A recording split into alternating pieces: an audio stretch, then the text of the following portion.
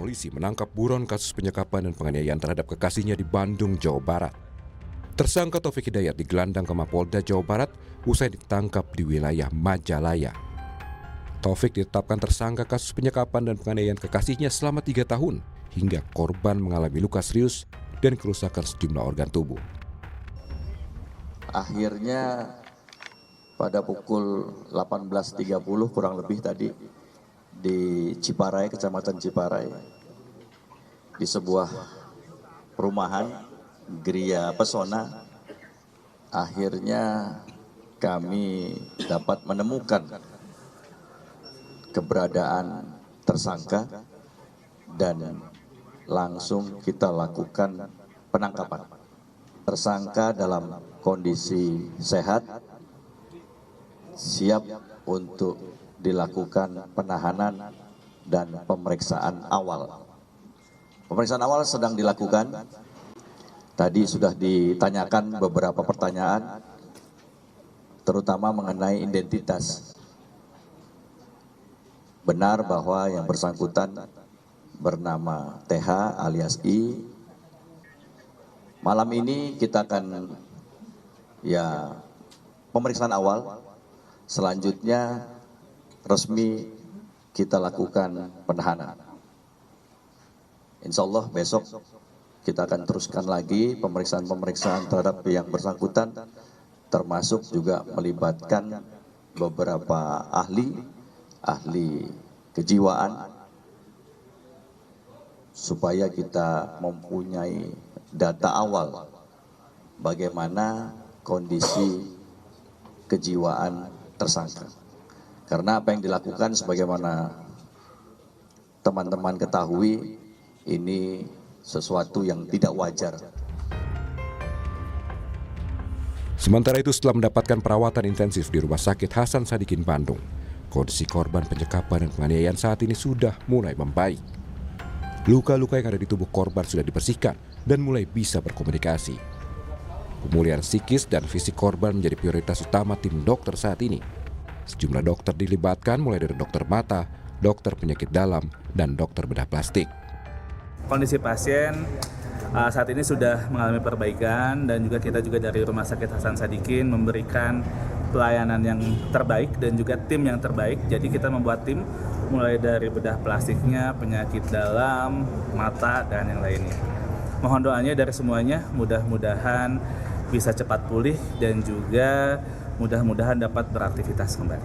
Yang pasti adalah kesehatan umumnya, dan juga kemarin luka-lukanya juga sudah dilaksanakan pembersihan, diberi demang, lalu juga kita secara komprehensif kesehatannya kita perbaiki semuanya.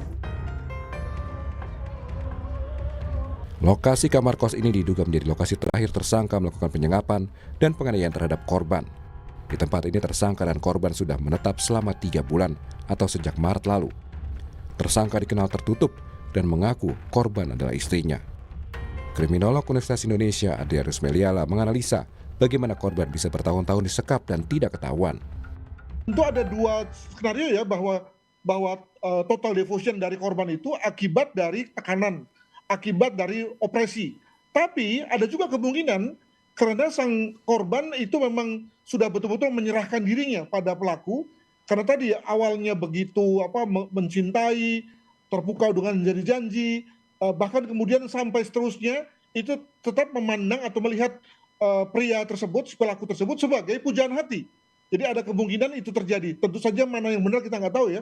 Nah, maka kemudian ketika sang pelaku ini lalu melakukan kekerasan pun bukan dianggap sebagai sesuatu yang dalam tanda kutip jahat, tapi dianggap sebagai bagian dari tanda kesetiaan dirinya kepada sang pelaku. Makanya kemudian lalu bisa bertahan sampai 3 tahun begitu.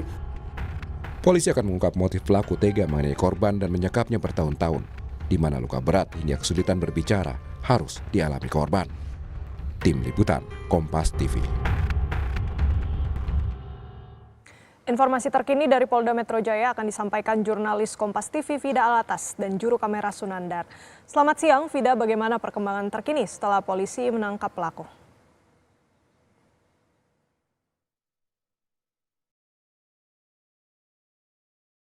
Akan dilakukan oleh Polda Jawa Barat terkait hasil penyidikan mendalam yang telah dilakukan kepada tersangka kasus penyekapan dan juga penganiayaan seorang wanita di Kabupaten Bandung. Dan saat ini di tempat kami melaporkan, tepatnya di Gedung Riung Mumpulung, begitu ya, Polda Jawa Barat. Ini sejumlah persiapan sudah dilakukan. Kami juga pantau di sini terlihat ada barang bukti.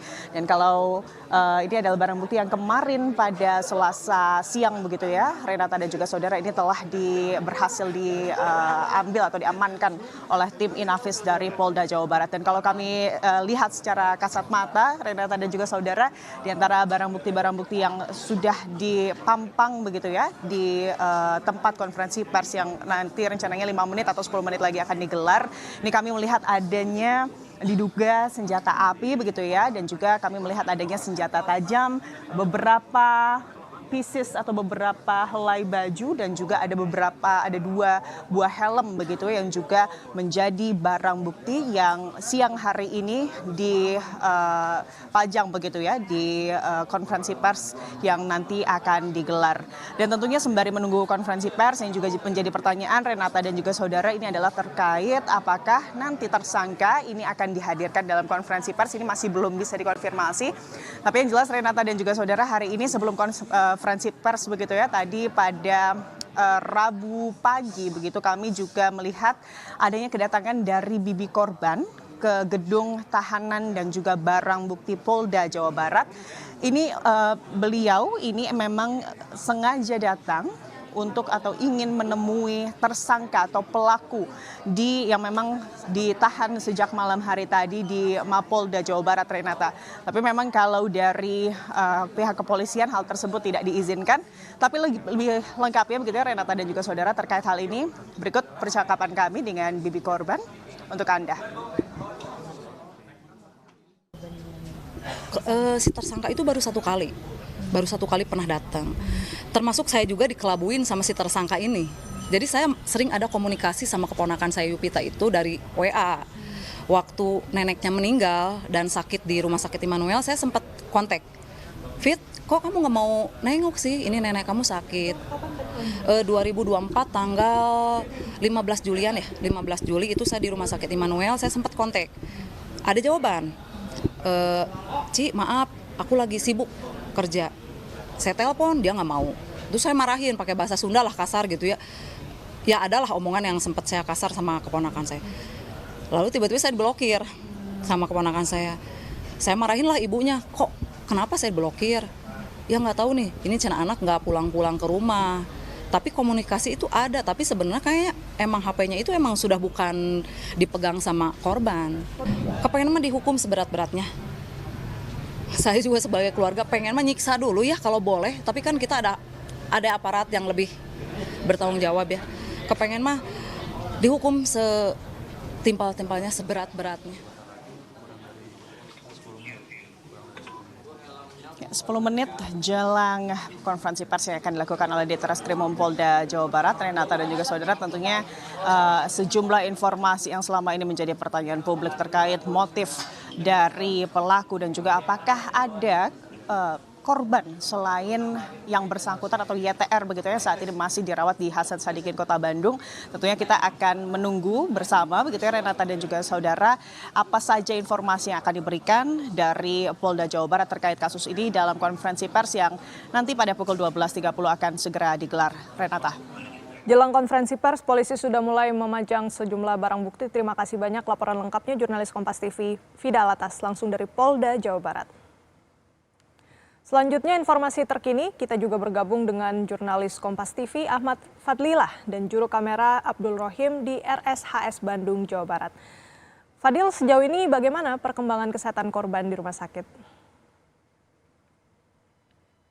Yang dibawa pendekatan perawatan intensif di RSHS Bandung, maka hingga saat ini korban sudah dalam kondisi membaik, di mana sudah ada komunikasi antara korban dengan tim medis setelah mendapatkan perawatan intensif, di mana dikarenakan memang Renata dan saudara mendapat informasi dari pihak RSS bahwa dalam penanganan korban penyekapan dan penganiayaan yang dilakukan tersangka TH ini mengakibatkan sejumlah luka berat yang dialami oleh korban, sehingga dalam penanganan korban ini dilakukan dengan membentuk tim medis khusus untuk menangani korban, di mana korban ini memang hingga saat ini mendapatkan perawatan intensif di RSAS Bandung untuk tahap awal, ya, pemeriksaan dan pembersihan luka-luka yang ada di tubuh korban sudah dilakukan pihak medis, dan saat ini fokus dari tim medis RS sendiri adalah pemulihan kesehatan secara menyeluruh, dikarenakan memang dampak dari penyekapan dan penganiayaan dan dilakukan tersangka selama 3 tahun ini sangat terlihat di tubuh korban, di mana informasi dari Polda Jawa Barat berdasarkan dari hasil forensik pemeriksaan forensik ditemukan sejumlah luka serius pada tubuh korban yang diduga akibat kekerasan yang dilakukan oleh tersangka. Renata. Masih diberikan kepada korban. Terima kasih banyak laporan lengkapnya Ahmad Fadlilah langsung dari RSHS Bandung.